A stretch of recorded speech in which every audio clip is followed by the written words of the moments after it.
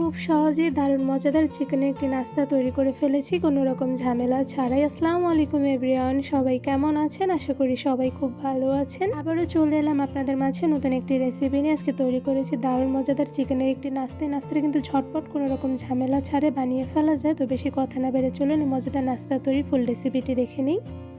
চিকেনের মজাদার নাস্তা তৈরির জন্য প্রথমে আমি এখানে ব্রেস্ট পিস নিয়েছি। তো এখানে চিকেন ব্রেস্ট পিসগুলো লম্বা করে সাথে অনেকটা পরিমাণে পাতলা করে কেটে নিয়েছি। কতটুকু পরিমাণে পাতলা করে চিকেনগুলো কেটে নিয়েছি আপনারা আশা করি দেখেই বুঝতে পারছেন।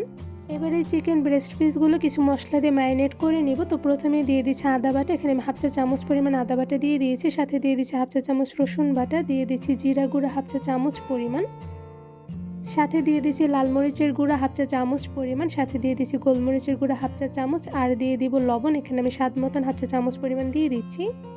সাথে দিয়ে দিচ্ছি সয়া সস, এখানে আমি হাফ চা চামচ পরিমাণ সয়া সস দিয়ে দিচ্ছি। সাথে দিয়ে দিচ্ছি টমেটো সস, এখানে আমি হাফ চা চামচ পরিমাণ টমেটো সস দিয়ে দিচ্ছি। টমেটো সসের পরিবর্তে কিন্তু আপনারা টমেটো ক্যাচাপও ব্যবহার করতে পারেন। এবার চিকেনের সঙ্গে সবগুলো মশলা খুব ভালোভাবে মেখে মিশিয়ে নিব। চিকেনগুলো মশলা দিয়ে অনেকটা সময় নিয়ে খুব ভালোভাবে মেখে নিতে হবে যাতে চিকেনের মধ্যে মশলাগুলো খুব ভালোভাবে মিশে যায়। তো এই পর্যায়ে দেখতেই পাচ্ছেন চিকেনগুলো কিন্তু আমি মশলা দিয়ে খুব ভালোভাবে মেখে মিশিয়ে নিয়েছি। এবার এই মশলা দিয়ে মেখে রাখা চিকেনগুলো কিছুক্ষণ সময় নিয়ে ম্যারিনেট করে রাখতে হবে। তো এই পর্যায়ে আমি একটি সাইডে 30 মিনিটের মতন রেস্টে রেখে দিব। ম্যারিনেট করা চিকেনগুলো 30 মিনিটের মতন রেস্টে রেখে দিয়েছিলাম। এবার এর মধ্যে দিয়ে দিচ্ছি নর্মাল টেম্পারেচার রাখা একটি মুরগির ডিম। এবার এই মুরগির ডিমটা চিকেনের সঙ্গে খুব ভালোভাবে মেখে মিশিয়ে নিব। চিকেনের সঙ্গে ডিমটা খুব ভালোভাবে মেখে মিশিয়ে নিতে হবে। তো এই পর্যায়ে দেখতেই পাচ্ছেন চিকেনের সঙ্গে কিন্তু ডিমটা আমি খুব ভালোভাবে মেখে মিশিয়ে নিয়েছি। কিছু ব্রেড ক্রাম্ব নিয়েছি, এখানে বিস্কিটগুলো খুব ভালোভাবে গুঁড়ো করে ব্রেড ক্রাম্ব বানিয়ে নিয়েছি। এবার এখানে ম্যারিনেট করা চিকেনগুলো আমি ব্রেড ক্রাম্বের মধ্যে দিয়ে খুব ভালোভাবে কোট করে নিব। মশলা দিয়ে ম্যারিনেট করা চিকেনটা আমি মশলা থেকে তুলে নিয়েছি। এবার ব্রেড ক্রাম্বগুলো চিকেনের উপরে অল্প পরিমাণ করে দিয়ে দিব। কিছুক্ষণ সময় নিয়ে অল্প পরিমাণ করে চিকেনের উপরে ব্রেড ক্রাম্ব দিয়ে কিন্তু চিকেনটা খুব ভালোভাবে কোট করে নিতে হবে। তো এই পর্যায়ে দেখতেই পাচ্ছেন আমি খুব ভালোভাবে চিকেনের উপরে ব্রেড ক্রাম্বগুলো দিয়ে কোট করে নিচ্ছি। চিকেনের দুই সাইডে একদম সেমভাবে ব্রেড ক্রাম্ব দিয়ে কোট করে নিতে হবে। বেশ কিছুক্ষণ সময় নিয়ে চিকেনের দুই সাইডে আমি উল্টে পাল্টে ব্রেড ক্রাম্ব দিয়ে খুব ভালোভাবে কোট করে নিয়েছি। তো এই পর্যায়ে দেখতেই পাচ্ছেন মাশাআল্লাহ দেখতে কিন্তু খুবই সুন্দর হয়েছে। এবারে কোট করে রাখা চিকেনগুলো আমি একটি সাইডে তুলে নিব।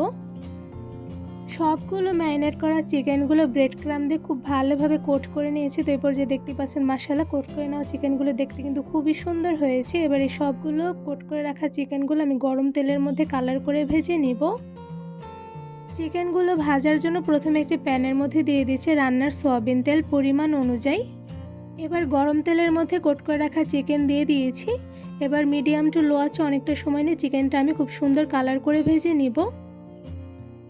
প্রথমে চুলার আঁচটা মিডিয়াম টু লোতে রেখে পরবর্তীতে একটু হাই করে দিব যাতে চিকেনটা খুব ভালোভাবে সেদ্ধ হয়ে যায়। তো এই পর্যায়ে কিন্তু অনেকটা সময় নিয়ে আমার চিকেনটা রান্না করে নিতে হবে, না তো কিন্তু ভেতরে কাঁচা থেকে যেতে পারে।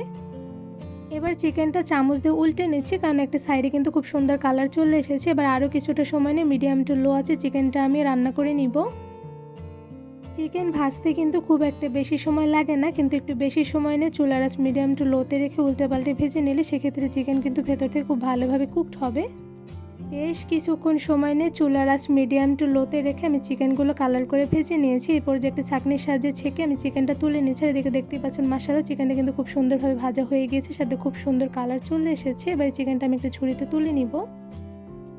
একদম সহজভাবে কোনো রকম ঝামেলা ছাড়াই ঝটপট তৈরি করে ফেলেছি দারুণ মজাদার চিকেনের নাস্তা। চিকেনের নাস্তাগুলো মাশাআল্লাহ দেখতে যেমন সুন্দর হয়েছে সাথে খেতে কিন্তু অসম্ভব মজাদার হয়েছে। এই মজাদার চিকেনের ভিন্ন স্বাদের নাস্তাগুলো কিন্তু যে কোনো সময় ঝটপট বানিয়ে ফেলা যায়। বিকেলের নাস্তা থেকে শুরু করে ভাত দিয়ে বা পোলাও দিয়ে খেতেও কিন্তু বেশ মজাদার হয়ে থাকে, কারণ চিকেনের নাস্তাগুলো খেতে এতটা মজাদার। এই মজাদার ভিন্ন স্বাদের চিকেনের নাস্তাগুলো আপনাদের একটু ধরে দেখাচ্ছে। তো এই পর্যায়ে দেখতেই পাচ্ছেন মাশাআল্লাহ দুই সাইডে খুব সুন্দর কালার করে ভেজে নেওয়ার পর চিকেনের নাস্তাগুলো দেখতে দেখতে কিন্তু খুবই লোভনীয় হয়েছে। আর প্রত্যেকটা নাস্তা কিন্তু আমি সেম ভাবে খুব সুন্দর কালার করে ভেজে নিয়েছি। মজাদার চিকেনের নাস্তাগুলো কিন্তু শুধু দেখতে লোভনীয় হয়নি, সাথে কিন্তু ভীষণ পরিমাণে ক্রিস্পি হয়েছে। তো কতটা পরিমাণে ক্রিস্পি হয়েছে তা আপনারা আশা করি সাউন্ড শুনে বুঝতে পারছেন। এবার এই ক্রিস্পি মজাদার চিকেনের নাস্তাগুলো আপনাদের একটু ভেঙে দেখাচ্ছি। তো এরপর যে দেখতে পাচ্ছেন মাশাআল্লাহ উপর থেকে ভীষণ পরিমাণে ক্রিস্পি হয়েছে, সাথে ভেতর থেকে কিন্তু একদম পারফেক্টলি কুকড হয়েছে। মজাদার চিকেনগুলো যেমন ভেতর থেকে পারফেক্টলি কুকড হয়েছে, সাথে কিন্তু ভীষণ পরিমাণে জুসি হয়েছে। মজাদার চিকেনের নাস্তাগুলো যেমন ক্রিস্পি সাথে তেমনি জুসি, আর খেতে কিন্তু অসম্ভব মজাদার হয়ে থাকে। এই মজাদার চিকেনের নাস্তা কিন্তু ছোট থেকে বড় সবারই বেশ পছন্দ হবে, কারণ চিকেনের নাস্তাটা খেতে এতটা মজাদার হয়ে থাকে। মজাদার চিকেনের নাস্তা তৈরি ফুল রেসিপিটা আপনাদের কাছে কেমন লেগেছে তা অবশ্যই কমেন্ট করে জানাবেন। এই মজাদার চিকেনের নাস্তা তৈরি রেসিপিটা আপনাদের সবার কাছে ভালো লেগে থাকলে আমার চ্যানেলটি সাবস্ক্রাইব করে ভিডিওতে বেশি বেশি লাইক কমেন্ট শেয়ার করে আমার পাশেই থাকবেন। আজকে এখানে বিদায় নিচ্ছি। সবাই সুস্থ থাকবেন, ভালো থাকবেন। আল্লাহ হাফেজ।